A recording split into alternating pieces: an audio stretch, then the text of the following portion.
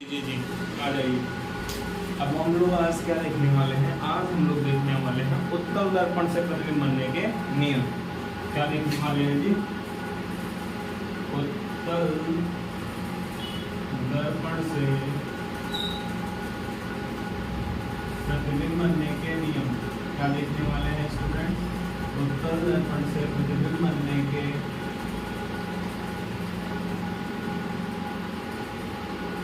नियम। देखो, हमने अवतल दर्पण से कितने केस देखे थे? 6 केस देखे थे। और अब अवतल दर्पण से उत्तल दर्पण से देखने वाले हैं, तो इसमें 2 ही केस पाए जाते हैं। जरा पहले देखो क्यों पाए जाते हैं। ये कौन सा दर्पण है?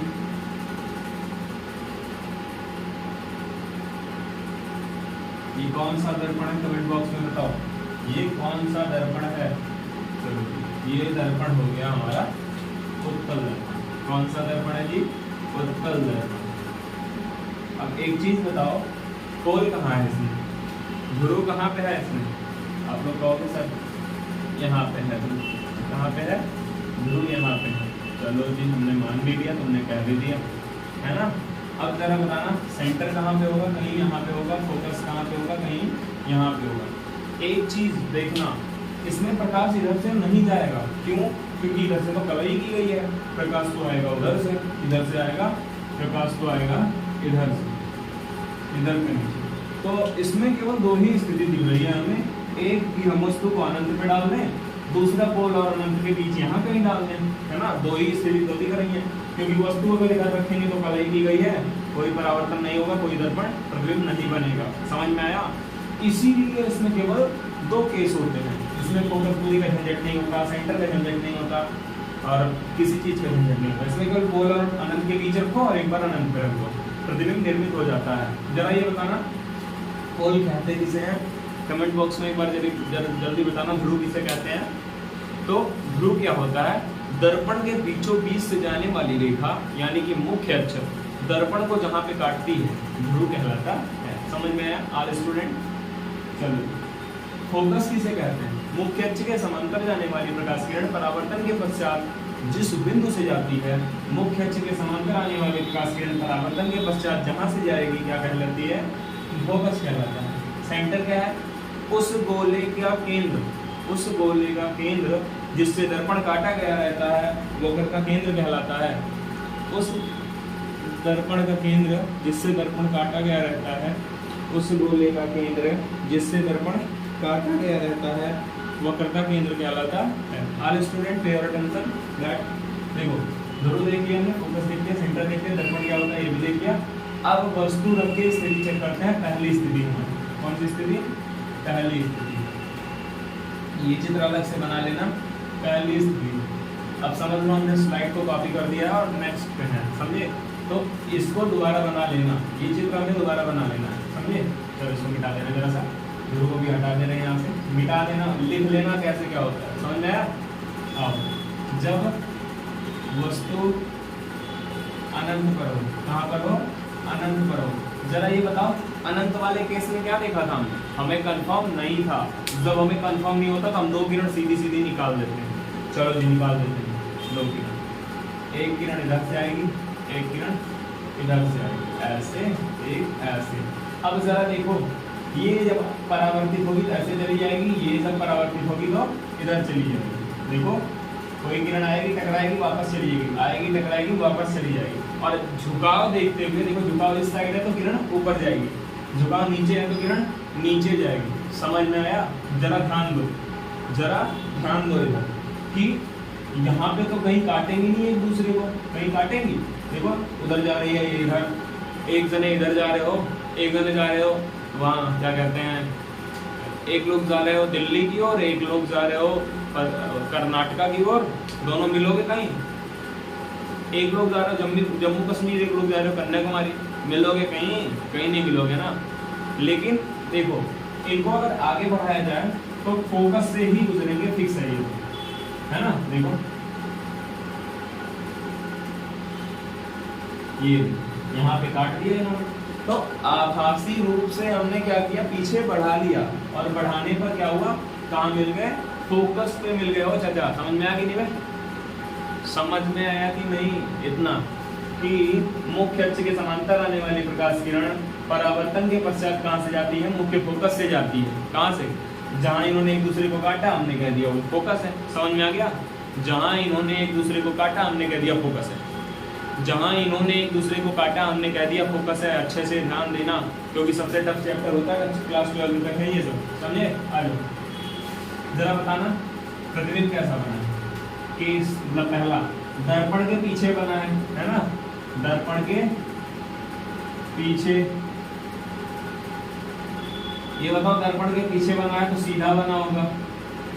कैसा बना है? सीधा। तीसरी बात आभासी बना है। कैसा बना है? आभासी बना है। देखो आभासी ये तो रहेगा जब सीधा है, तो कोई चीज सीधी तो आभासी, वास्तविक तो उल्टी। समझे? आ जाओ। अब ये सीधा भी है, आभासी भी है, दर्पण के पीछे भी है, प्लस बिंदु के आकार का है। क्या है? बिंदु के आकार का है। देखो आभासी क्यों है? क्योंकि हम जबरदस्ती मिला रहे हैं, खुद से मिल नहीं रहा है, खुद से मिल नहीं रहा है, हम जबरदस्ती मिला रहे हैं। हाँ हम बोले जबरदस्ती का बनाते हो, देखो हम जबरदस्ती मिला रहे हैं, है ना? तुम बोले हम पैसा नहीं देंगे, हम क्या पैसा लेंगे, चाहे जो हो जाए। तुम बोले नहीं दे पाएंगे, हम बोले हम चाहे ऐसे लेंगे, तुम चाहे जो बोलो, तुम्हें देना ही पड़ेगा। 3000 5000 जो देना होगा देना, अपनी कोचिंग की फीस तुम लोग, है ना? तो तुम देने के लिए तो तैयार नहीं हो, लेकिन हम जबरदस्ती मांग रहे हैं। वैसे ही तुम मिलने के लिए तो तैयार नहीं हो, लेकिन हम जबरदस्ती खींच के मिला रहे हैं। तुम मिलने के लिए तो तैयार नहीं हो, पर हम जबरदस्ती खींच के मिला रहे हैं। तो कैसा हुआ? आभासी रूप से मिला। आभासी कोई चीज तो सीधी हो जाएगी। बिंदु के आकार का है कहाँ पे? अगली बात फोकस पर। समझ में आया? ऑल स्टूडेंट पे your attention at the board, right the understand. तो चलो जी इसकी लैंग्वेज जरा से लिख लेते हैं। क्या लिख लेते हैं? लैंग्वेज। जब वस्तु, उत्तल दर्पण की बात हो रही है, ध्यान से देखिएगा क्योंकि अवतल उत्तल में कंफ्यूजन नहीं होना चाहिए। जब वस्तु अनंत पर हो तो उत्तल दर्पण में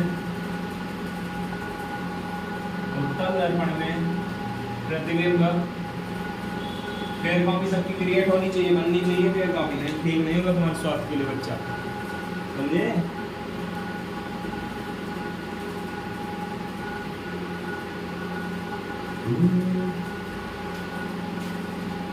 दर्पण में प्रतिबिंब, उत्तल दर्पण में प्रतिबिंब दर्पण के पीछे। कहाँ पे स्टूडेंट? दर्पण के पीछे देखो, पीछे पीछे देखो, पीछे दर्पण के पीछे, पीछे देखो, पीछे दर्पण के पीछे। आओ दर्पण के पीछे सीधा आभासी तथा बिंदु के आकार का, इस आकार का, बिंदु के आकार का, नाम वाला बिंदु नहीं। अगर कोचिंग में कोई बिंदु बैठे बोले हमरे आकार का कैसे बन गया, हम तो इतने लंबे हैं, इतने लंबे हैं, दिखते भी नहीं, 100 फीट के हो गए हम। 100 फीट का कैसे बिंदु हो सकता है? नहीं, तो बिंदु के आकार का, बिंदु बिंदु वाला बिंदु नहीं, बिंदु के आकार का। समझ में आया? बिंदु के आकार का। मुख्य फोकस पर, कहाँ पे स्टूडेंट्स? मुख्य फोकस पर। अच्छा सब लोग आ गए हो तो लाइक करो, जल्दी से कमेंट करो, शेयर करो, सब्सक्राइब करो।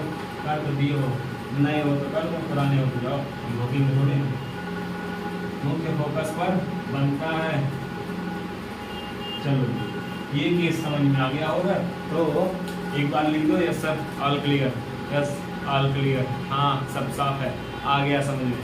अगर लिख दिया करो जरा, 53-54 कमेंट का होती है, तुम लोग 200 कमेंट कर रहे थे, अब तो एकदम लगता है जैसे खा पी के आते ही नहीं हो गए। तो कुछ खाना वाना खा के बैठा करो, समझे? 9 बजे इसीलिए क्लास की जाती है। जब वस्तु अनंत पर होती है, जब वस्तु अनंत पर होती है तो मुख्य अक्ष के समांतर आने वाली प्रकाश किरण परावर्तन के पश्चात मुख्य अक्ष पर मिलती हुई, वो मुख्य फोकस पर मिलती हुई प्रतीत होती है। देखो प्रतीत करा रहे हैं क्योंकि दर्पण उत्तल है और कोई चीज प्रतीत हो इसका मतलब आभास हो रहा है, इसीलिए प्रतिबिंब कैसा? आभासी होगा। कोई चीज आभासी है तो वो कैसी होगी? सीधा होगा। कोई चीज सीधी है दर्पण के सामने बन रहा होगा, दर्पण के पीछे बन रहा होगा, है ना? और ये फोकस पर बन रहा है, इसका मतलब बिंदु के आकार का है। जल्दी से इतना नोट कर लो, आगे बढ़ते हैं।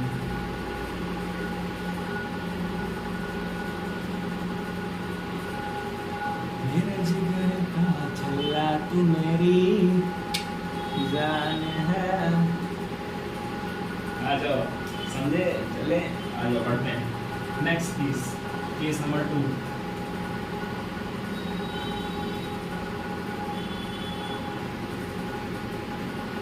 केस नंबर 2, जब वस्तु अनंत व पोल के मध्य हो। कहाँ हो?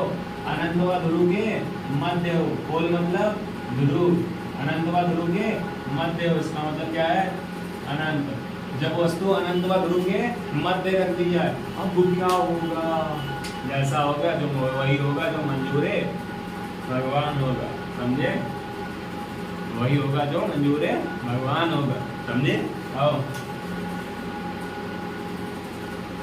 बड़ा चित्र बनाते हैं थोड़ा, तुम्हारी तरह। तुम तो बहुत बड़े हो गए। कितने बड़े हो गए? क्या कहते हैं, क्या कहते हैं, क्या कहते हैं, क्या कहते हैं? प्रणाम करना भूल गए हो, बोल गए हो जी। आओ देखो, ये है हमारा अवतल नहीं उत्तल दर्पण। समझ में आया स्टूडेंट? फेवर अटेंशन, सीधे देखो, सीधे इधर। ये होता है पोल, ये होता है सेंटर, ये फोकस, ये होता है सेंटर। यहाँ पे वस्तु रख दो, ये है अनंत। समझे? जरा ध्यान देना, जरा ध्यान देना। मुख्य अक्ष के समांतर जाने वाली प्रकाश किरण परावर्तन के पश्चात कहाँ से जाएगी? फोकस से जाएगी। तो यहाँ फोकस से तो जा नहीं रही थी, हमने मुख्य अक्ष के समांतर लाया, इसका परावर्तन पीछे हो गया। अब ये फोकस से तो नहीं जा रही है ना, जबरदस्ती करो, कर दो जबरदस्ती। आओ बोलो, जबरदस्ती करेंगे, ले आओ, ये काट दिया, है ना? और दूसरी किरण कहाँ से जाएगी? सेंटर से जाएगी। समझ में आया? दूसरी कहाँ से जाएगी? सेंटर से। तो हमने डाल दिया दूसरी किरण। अरे यार, इट्स वेरी हार्ड मैन। हाँ, पहली किरण गई थी, दूसरी किरण सेंटर से जाएगी और वापस हो जाएगी। समझे? डायरेक्ट टकराई और वापस हो गई, परंतु पीछे कहीं बढ़ाना पड़ा, और बढ़ाने पर कहाँ पे मिली? यहाँ पे कहीं मिली, और वहीं पे हमारा प्रतिबिंब क्रिएट होगा। Are student, A B, A dash B dash. समझे? जरा एक बार दोबारा से देख लेना, ध्यान दे लेना अच्छे से। देखो, प्रतिबिंब था, यहाँ से मुख्य अक्ष की कोई किरण समांतर गई और परावर्तित हो गई, पर मिली नहीं। लेकिन हमें एक चीज पता था कि कोई किरण मुख्य अक्ष के अगर समांतर जाए तो फोकस से जाती है। तो हमने क्या किया? उसको पीछे बढ़ाया, पीछे बढ़ाओ, पीछे पीछे बढ़ाओ, पीछे। हमने बढ़ाया पीछे, तो इसने कहाँ काटा? फोकस पे काटा। नेक्स्ट, हमने किरण डाली सेंटर के सीधे में, सेंटर के सीधे में। अब वो सेंटर से जाएगी कोई किरण तो वापस हो जाती है, लेकिन ये तो यहीं तक आ गई और वापस हो गई। मतलब सेंटर तक तो जाने का कोई सवाल ही नहीं होता। पर हमने कहा जबरदस्ती लेके जाएंगे, हम लेके गए जबरदस्ती, और काट दिया इसमें जबरदस्ती करने पर। अब जहां काटा वहीं पर प्रतिबिंब बन गया। तो प्रतिबिंब की जरा स्थिति बताना, दर्पण के पीछे, दर्पण के पीछे। हाँ जी, बड़ी बवाल चीज आ गई, दर्पण के पीछे। पीछे देखो, पीछे खुद के पीछे कहीं देखो ना, तो थोड़ा देखो ना, शीशा लेके आओ, देखो पीछे, है ना? मेरे मेरी जान। सेकंड, आ जाओ, ये बताना जरा, दर्पण प्रतिबिंब जो है वस्तु से छोटा है, तो वस्तु से छोटा। ध्यान दे लो भैया, वस्तु इतनी बड़ी, प्रतिबिंब इतना बड़ा। वस्तु इतनी बड़ी, प्रतिबिंब छोटा हो गया, इसका मतलब वस्तु से छोटा। तीसरी बात, सीधा है। कैसा है? ध्यान देना जरा, खोपड़ी ऊपर, खोपड़ी ऊपर, पैर नीचे, पैर नीचे। तो खोपड़ी ऊपर है तो खोपड़ी ऊपर है, इसका मतलब सीधे देखो, सीधे। जैसे क्या कहते हैं, तुम्हारी खोपड़ी ऊपर है और प्रतिबिंब शीशा देखते हो तो खोपड़ी ऊपर रहती है। समझे? वैसा केस होगा, लेकिन थोड़ा छोटा हो जाएगा। क्या हो जाएगा? थोड़ा छोटा हो जाएगा। यहाँ भी वस्तु से छोटा हो गया। अच्छा, कोई चीज सीधा तो कैसा? सीधा तो कैसा? आभासी हो जाएगा। पांचवी चीज, फोकस और ध्रुव के मध्य बनेगा। कहाँ बनेगा? फोकस एवं ध्रुव के मध्य बनेगा, ध्रुव के मध्य बनेगा। चलो जी, इतना चीज तो क्लियर हो गया। ध्यान दे लो, एक बार ध्यान दे लो अच्छे से कि उत्तल दर्पण में जो वस्तु अनंत और ध्रुव के मध्य रखी जाती है, तो देखो कि मुख्य अक्ष के समांतर कोई किरण जब जाती है तो परावर्तित हो जाती है। पीछे कहीं काट नहीं रही थी तो हमने क्या किया, जबरदस्ती लेके आएंगे। हाँ समझ में आ रहा है कि नहीं अन्नू? आकृति जलसा समझ में आ रहा है कि नहीं? अवधेश, ओ अवधेश, अबे अवधेशोवा समझ में आएगा? ये भाषा कौन सी है? अवधेशोवा, आकृतिया, जलसवा, प्रीतिया, ऐसा नहीं जी, क्या कहते हैं? समझ में आया प्रीति, समझ में आया दृष्टि, दोनों नाम एक ही है। समझ में आया शिवानी? हाँ सबके लिए पूछ रहे हैं ना। समझ में आया राज, है ना? और कौन है जी? समझ में आया अन्नू? ऐसा कुछ नहीं, अन्नुआ, रिंकिया, अवधेशवा, आकृतिया, ऐसा क्या है? ऐसे नाम थोड़े लेते हैं? तुम्हारे घर के भैंस चराने वाले हैं क्या है? नाम सही से लिया करो, नहीं तोड़ेंगे, समझे? कमेंट बॉक्स भरते नहीं और नाम सही से लेते नहीं, तोड़ तोड़ के सही कर लेंगे, समझे? तो जरा ये देखो तुम लोगों को समझ में आया कि नहीं, मेन क्वेश्चन ये है। बाकी समझ में आया हो या ना आया हो उसके फेंका थोड़ी ले रखे तुम्हारा, लेकिन लेना पड़ता है। क्या बताएं तुम्हें? आ जाओ। हाँ जी जरा ये बताइए कि जब वस्तु अनंत व पोल के मध्य रखी हो तो अवतल दर्पण नहीं, उत्तल दर्पण में बना प्रतिबिंब जो इमेज होती है कैसी होती है जनाब? दर्पण के पीछे देखो, पीछे दर्पण के पीछे देखो, पीछे सीधा वस्तु से छोटे समझ में आया कि नहीं? छोटे आओ, वस्तु से छोटा, सीधा, आभासी, फोकस एवं तथा फोकस एवं धुरों के मध्य बनता है। समझ में आ गया जी? मध्य बनता है। और हाँ जो पीडीएफ आपकी छूट गई है वो पीडीएफ एक साथ अवेलेबल कराई जाएगी, तब तक के लिए जल्दी से इसको नोट कर लो। थैंक यू, जल्दी नोट करें।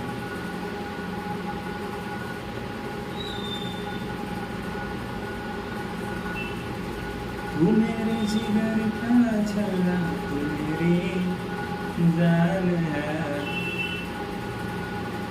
हम सोए नहीं कई रातों से, जाने वतन सोचा मुझे, हम दूसरी दुनिया आएगी जब देखेंगे। अब गाना मत सुनो, तो समझे? चलो आ जाओ। चलो जी, एक टॉपिक तो हमने अपना खत्म कर लिया, ऑल क्लियर कर लिया है ना? ये टॉपिक हमने खत्म कर लिया है अच्छे से। अब आ जाते हैं दर्पण सूत्र पे। किस पे? दर्पण सूत्र पे। किस चीज का आते हैं ऑल स्टूडेंट? दर्पण सूत्र पे।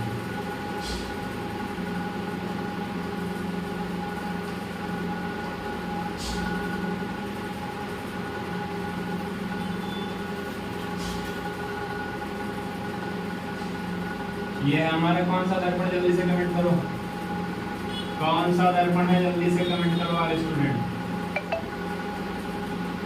स्टूडेंट प्लीज कमेंट दैट कौन सा दर्पण है?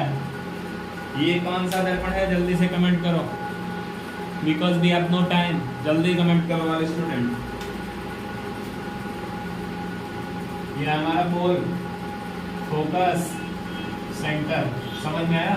जल्दी से बताओ। ये है हमारा अवतल दर्पण। आ जाओ जरा देखते हैं। अब हम तीसरा अपना जो दूसरा केस हमने लिया था कि वस्तु कहाँ हो? सेंटर और अनंत के मध्य में। चलो एक चीज पहले देख लेते हैं, दर्पण सूत्र नहीं देखते हैं, पहले एक चीज देख लेते हैं कि हमने वस्तु कहाँ पे रखा था? अनंत पे। अनंत पे हमने पहली कंडीशन बनाई थी, प्रतिबिंब बना था फोकस पे। समझ में आया? हमने दूसरी कंडीशन बनाई थी अनंत और क्या कहते हैं सेंटर के मध्य में, प्रतिबिंब बना था सेंटर और फोकस के मध्य में। तीसरी केस हमने सेंटर पर रखा था, बना भी सेंटर पर था। चौथा सेंटर और फोकस के मध्य रखा था, बना सेंटर और अनंत के मध्य था। पांचवा हमने फोकस पर रखा था, बना अनंत पे था। छठवां केस हमने यहाँ पे रखा था, बना बाहर था। छठवां केस हमने यहाँ पे रखा था, बना यहाँ पे था। समझ में आया? ये चीज जल्दी से देख लो। अब इसको ये क्या है जी? 1 2 3 4 5 6, 1 2 3 4 5 6। देखो जब वस्तु अनंत पर तो प्रतिबिंब फोकस पर, जब वस्तु अनंत और सेंटर के मध्य तो सेंटर और फोकस के मध्य बनेगा प्रतिबिंब, जब वस्तु सेंटर पर तो प्रतिबिंब भी सेंटर पर, जब वस्तु सेंटर व फोकस के मध्य तो प्रतिबिंब सेंटर व अनंत के मध्य, जब प्रतिबिंब फोकस वस्तु फोकस पर तो प्रतिबिंब अनंत पर, जब वस्तु फोकस और पोल के मध्य तो पोल के बाहर यानी कि दर्पण के पीछे प्रतिबिंब बनता है। एक ही चित्र में हमने 6 केस समेट दिया है, देख लिया, समझ में आ गया? जल्दी से इसको नोट कर लो, 6 केस एक चित्र, समझदार के लिए सारा काफी। व्हाट्सएप नंबर हमारा नोट कर लो जी,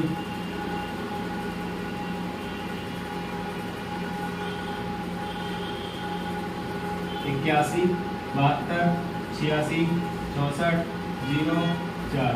जल्दी से चलो जी आगे बढ़ जाते हैं। तू मेरे दिल का हीरो बना है, तेरी कसम मैंने तुझको सुना। चलो जी मिटा रहे हैं इसको, अब बार बार चित्र थोड़ी ना बनाएंगे। चलो अब हमने दूसरा केस क्या देखा था, दर्पण सूत्र के लिए ले रहे हैं केस, समझे? हमने ये देखा था कि कोई किरण जब मुख्य अक्ष के समांतर जाती है तो परावर्तन के पश्चात कहां से चली जाती है? फोकस से चली जाती है। मुख्य अक्ष के समांतर गई, परावर्तन के पश्चात कहां से चली गई? फोकस से चली जाएगी। समझ में आया? कहां से चली जाएगी? फोकस से चली जाएगी। नेक्स्ट, अगली किरण जब हम सेंटर से भेजते हैं, कहां से भेजते हैं? सेंटर से भेजते हैं तो वो तो टकराती है दर्पण से और टकराने के पश्चात पुनः वापस भी हो जाती है। देखो आई ऐसे, वापस भी इसी मार्ग में वापस हो गई। क्यों वापस हो रही है, कैसे वापस हो रही है, ये सब आप लोग सीख चुके हैं, फालतू बात बताने का समय नहीं है। आओ जरा, चलो एक बात बताओ, इसको ए बोल सकते हैं, इसको बी बोल सकते हैं, ये बना हमारा प्रतिबिंब, इसको बोल सकते हैं ए डैश, इसको बोल सकते हैं बी डैश, है ना? समझ में आया? अब ये दर्पण लेंस देख रहे हो, दर्पण पे एक लंब डाल दो, इसको मान लो m, और यहाँ पे एक लंब डाल दो n। ध्यान दो जरा, ध्यान दो आज स्टूडेंट ध्यान दो। सबसे पहली बात इसमें कौन क्या है, देखो हर एक दूरी नोट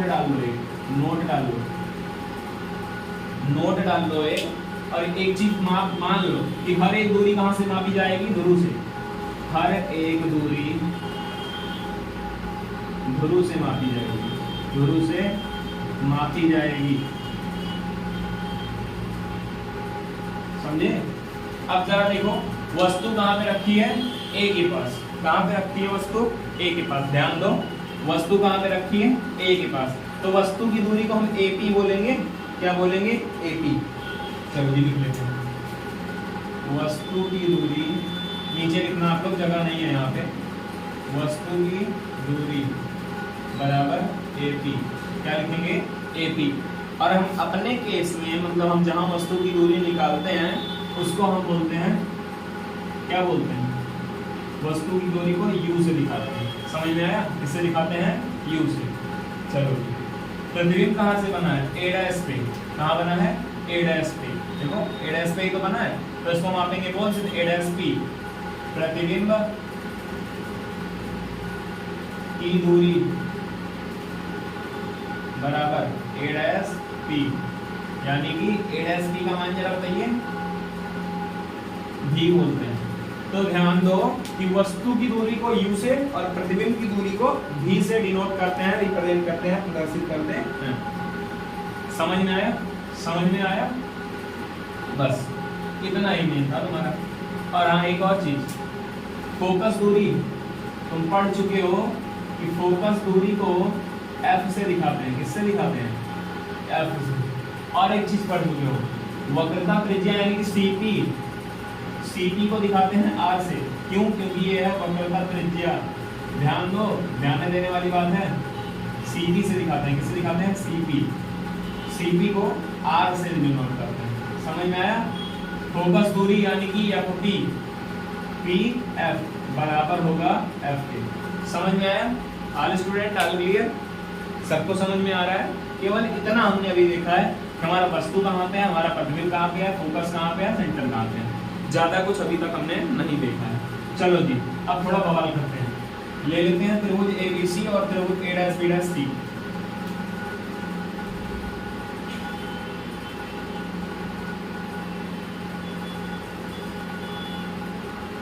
एक चीज ध्यान देने वाली बात है यहाँ पे आज स्टूडेंट, एक चीज ध्यान देने वाली बात है। जरा देखो, ये कोण 90 डिग्री, ये भी कोण 90 डिग्री है ना, आधार एक ही है ना, आधार एक ही है। ये कोण आपस में शीर्षाभिमुख कोण के हिसाब से बराबर हो जाएंगे। कुल मिला के इतना माने कि समरूप बोल सकते हैं। क्या बोल सकते हैं आज स्टूडेंट? समरूप बोल सकते हैं। तो त्रिभुज ABC समरूप है त्रिभुज A', B', C। इन दोनों त्रिभुजों को निकाल लेते हैं। क्या करते हैं? निकाल लेते हैं। बाहर निकाल लो।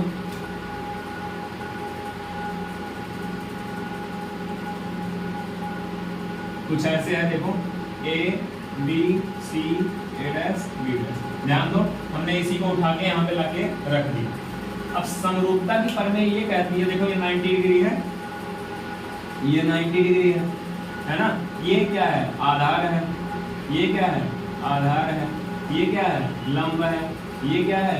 लंब है। समरूपता प्रमेय ये कहती है कि AB यानी कि इसका लंब बटे A', B' ये बराबर होगा AC बटे A', C की। समझ में आया कि इसका जो लंब और इसके लंब का जो अनुपात होगा, इसके आधार के और इसके आधार के अनुपात के बराबर होगा। ये समरूपता की प्रमेय बोलती है। इस चीज को उठा के यहाँ लाके रखो, AB अपान A', B' बराबर AC अपान A', C। मान लीजिए इसको समीकरण संख्या 1 मान लीजिए, समीकरण नंबर 1। अब जरा इसको ऐसे ही छोड़ देते हैं, थोड़ा सा इसको नोट कर लेना थोड़ा सा, उसके बाद हम उसको किनारे वाला मिटा देंगे। समझ में आया? हम मिटा दे रहे हैं, चलो मिटा दे रहे हैं इसको। आपको PDF में मिल जाएगा, समझे? आपको PDF में मिल जाएगा।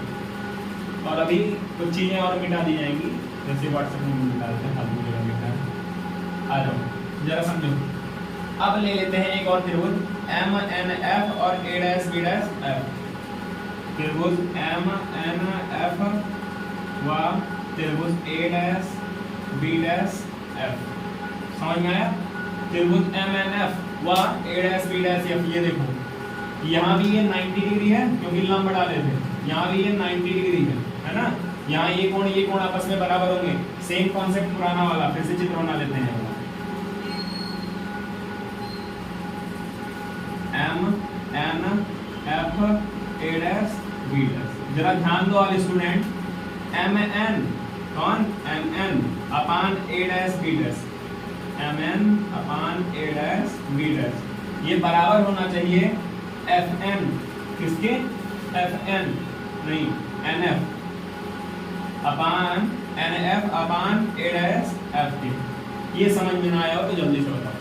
देखो, इसका वाला जो लंब इसके वाले लंब के नीचे डाल दो, इसका वाला आधार इसके वाले आधार के नीचे डाल दो। हमने डाल दिया, सेम कॉन्सेप्ट हमारा। इस मान को उठा के यहाँ पे पुट कर देते हैं। समझ में आया? इस मान को उठा के यहाँ पे पुट कर देते हैं।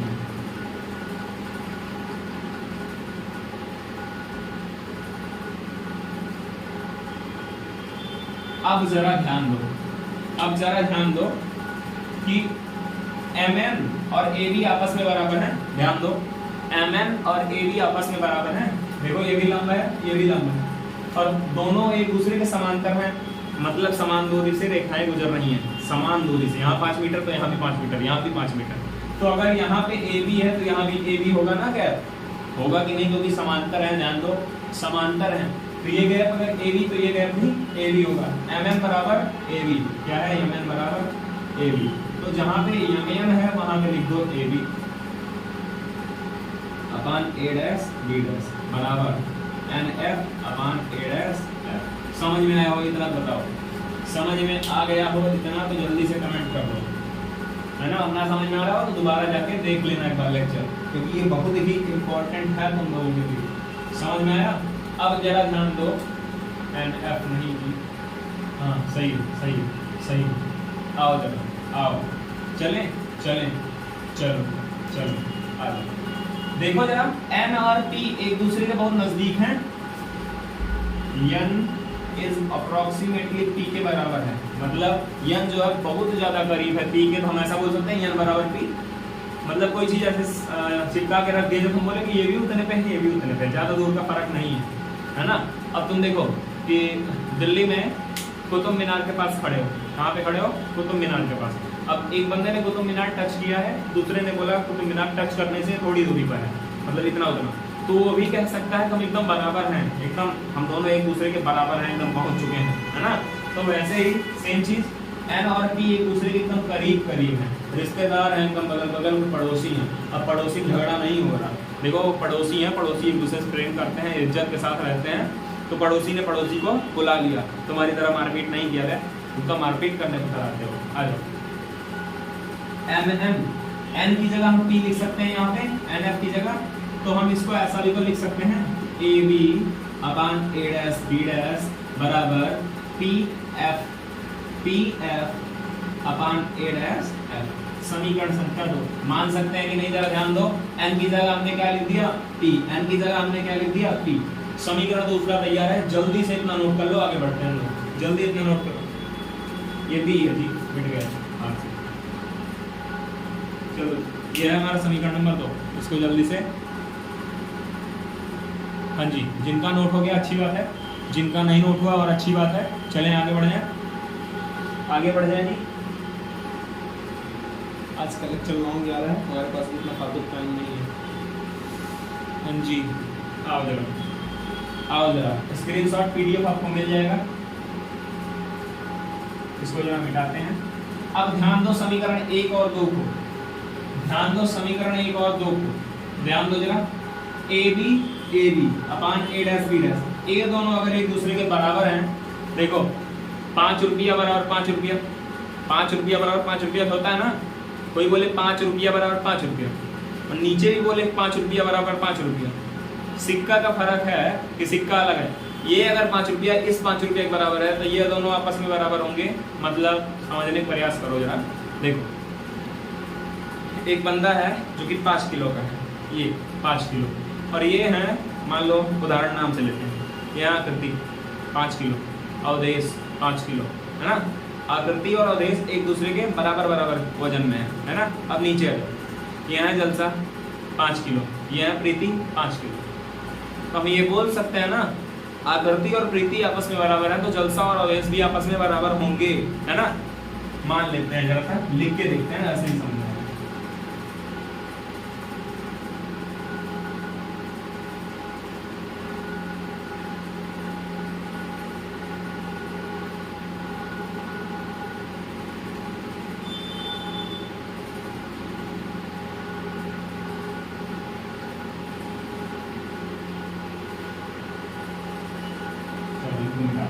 जिसका नाम लिए थे उसी को रहने दो, नहीं को रहने दो, क्या जा रहा है हमारा, चाहे दृष्टि हो चाहे अनु, उससे क्या मतलब है। अब जरा ये बताओ, किसी ने कहा कि आकृति और अवधेश एक दूसरे के बराबर वजन के हैं, और किसी ने इसी साइड भी कह दिया कि अनु और जलसा भी बराबर के वजन के हैं, बोल दिया अगर किसी ने, तो हम ये कह देंगे कि आकृति और अनु बराबर हैं, कितने कितने किलो के, 5 किलो, तो क्या अवधेश और जलसा आपस में बराबर नहीं होंगे? होंगे ना बराबर एक दूसरे के।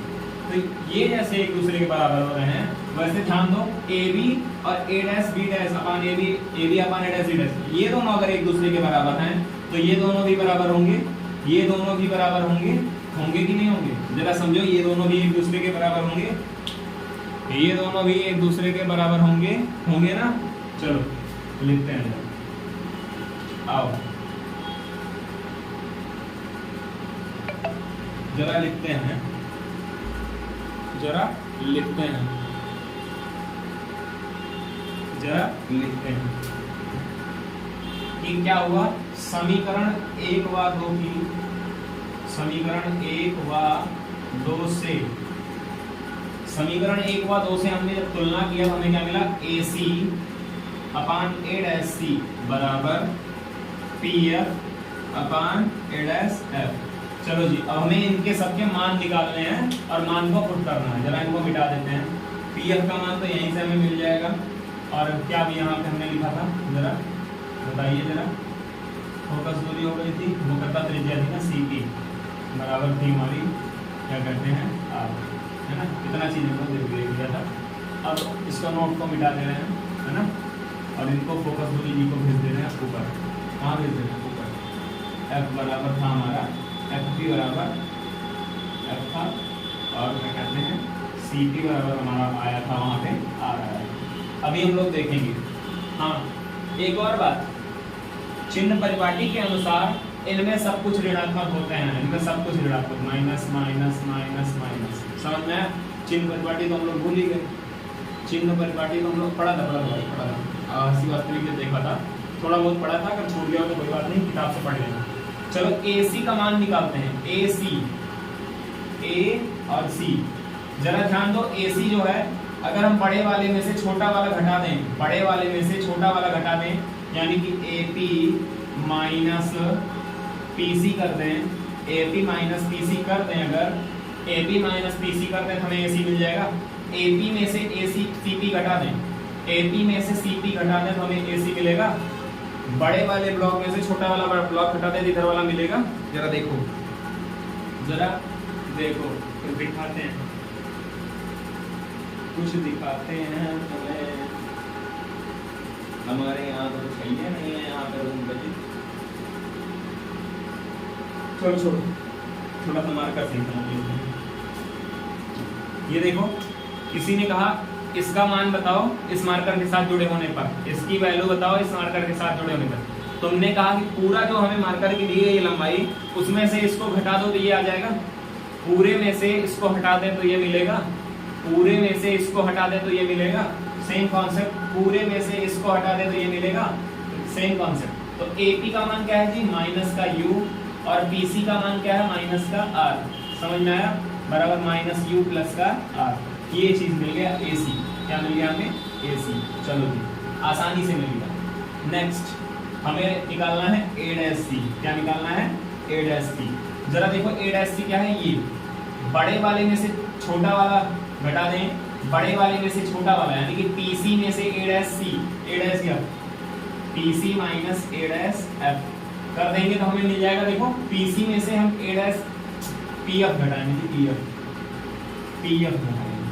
PC में से हम अगर PF को घटा दें, PC में से अगर हम A'(P) को घटाएंगे, A'(P) को घटाएंगे, PC में से अगर हम A'(P) को घटा दें तो हमारा मिल जाएगा। देखो PC बड़ा वाला, A'(P) इसको इतना घटाएंगे तो हमें क्या मिलना चाहिए? A'(C) हाँ मिल जाएगा। क्या हो जाएगा? मिल जाएगा। चलो जी देख लेते हैं। A'(C) बराबर PC क्या है? PC का मान है माइनस का R माइनस का B बराबर माइनस R प्लस B हो जाएगा। समझ में आया कि नहीं? ना समझ में आया तो दोबारा जाके देख लेना एक बार। समझ में आया? देखो हमने क्या किया, बड़े वाले में से छोटा वाला घटा रहे हैं, हर जगह यही करना है। आओ जरा PF का मान तो हमें पहले से दिया गया है माइनस का F। PF का मान हमें ऑलवेज दिया गया माइनस का F। और क्या निकालना है? A'(F). क्या निकालना है? A'(F) भी निकाल लेते हैं जी। जरा ध्यान दो, A'(F) निकालना है बड़े वाले में से छोटा वाला, यानी कि A'(P) माइनस PF कर देंगे तो आ जाएगा। A'(P) में से PF को घटा दें तो आ जाएगा। तो A'(F) बराबर A'(P) का मान क्या है जी? इधर से देखो, माइनस का B माइनस का PF क्या है? माइनस का F।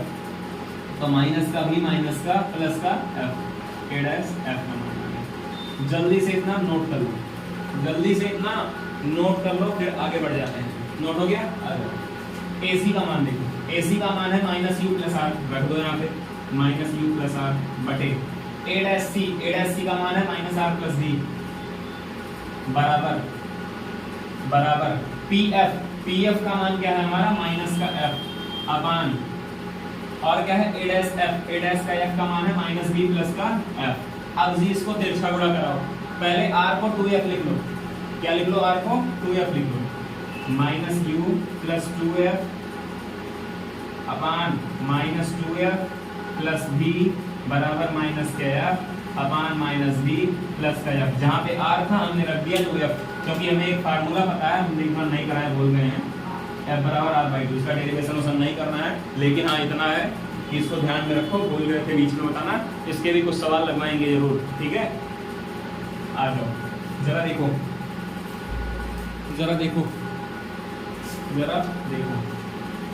अब हम कराते हैं गुणा। देखो माइनस बी का दोनों के साथ होगा, फिर एफ का दोनों के साथ होगा, इसका इससे और इसका इससे, मतलब सबका गुणा सबसे होना चाहिए। आ जाओ करा दो। माइनस बी का माइनस यू से कराएंगे, हो जाएगा बी यू। क्या हो जाएगा? U b. हाँ जी। बी का कराएंगे एफ से, हो जाएगा टू बी एफ माइनस का टू बी एफ। बी का हो गया। एफ का कराएंगे यू से तो माइनस का यू एफ। एफ का 2f से कराएंगे प्लस का 2f स्क्वायर। कितना हुआ समझ में आया? एक बार दोबारा लिख लेते हैं, एक बार दोबारा देख लेते हैं। आओ जरा देख लेते हैं दोबारा से। देखो v का कराया हमने u से तो ub हो गया। क्या हो गया? ub minus minus plus. v का f से कराया तो हो गया माइनस 2bf। f का u से कराया माइनस का uf। f का 2f स्क्वायर से कराया तो प्लस का 2f square is equal to minus का माइनस माइनस प्लस प्लस का 2f स्क्वायर v का f से माइनस vf। ये जिसको ना समझ में आया वो बता दो। अब जरा ध्यान दो दोनों साइड। 2f स्क्वायर से 2f स्क्वायर कट जाएगा, ये दोनों माइनस में उधर भेज दो तो ub is equal to minus का vf पहले से वहां पे है और ये गया प्लस का 2vf। समझ में आया? और माइनस का uf। चलो चलो जी आओ। ub बराबर क्या हो जाएगा?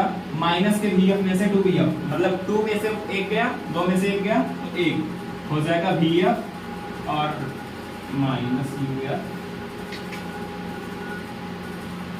क्या हो गया जी?